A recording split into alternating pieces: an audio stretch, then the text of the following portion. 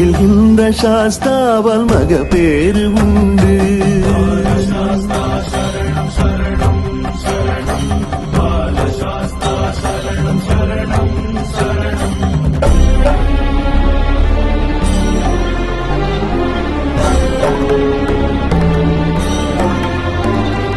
சூலமும் பாசமும் நாற்கரம் தாங்கி காலனை அழிப்பானே கரிகமலை மூ